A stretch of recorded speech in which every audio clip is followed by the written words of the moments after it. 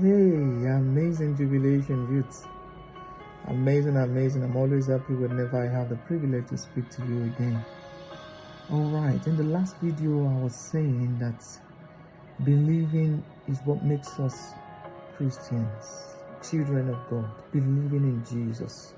Yes, Jesus was the one who took us to the Father, but you need to meet Him to be able to meet the Father. But then I also said believing is just the beginning. Why? When you believe in Jesus, it's just like enrolling in a school. If you enroll in a school and you don't show up,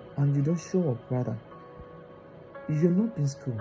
But are you a student? Yes, you are identified as a student because you were enrolled, but you're not showing up. And if you're not showing up, you're not being schooled.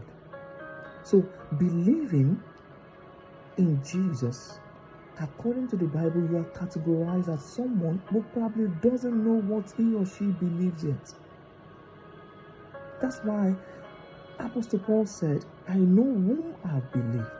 The Bible encourages every person who just believes in Jesus to desire the word of God, because by knowledge you advance. My people perish because of the lack of knowledge. What does that mean? You also see in the book of 2 Peter that Peter was admonishing. He said, grace and peace is multiplied unto you through the knowledge of Him that saved you.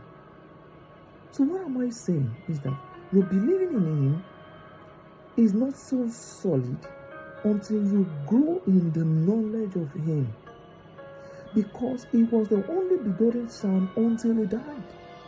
But after He died, He made you a son. So your knowledge of His personality means that you are also coming to a knowledge of your personality. You are seated in Him. You were changed because of Him. So the more you get to know Him, the more you get to know yourself. The more you get to know who God has made you. The more you get to know your reality. The more your salvation makes sense to you. Does it mean you are being more saved? No. It only means that your salvation makes sense to the physical reality. It only means that you can live like Him. It means that you can walk like Him upon the earth. You need to get to know Him more. Believing is the foundation, but that is not the totality of it. Your knowledge of Him translates you, and you can see that in Romans. You are renewed by day. You are renewing your mind through the knowledge of Him. So I encourage you, don't just believe. Get more knowledge about Him.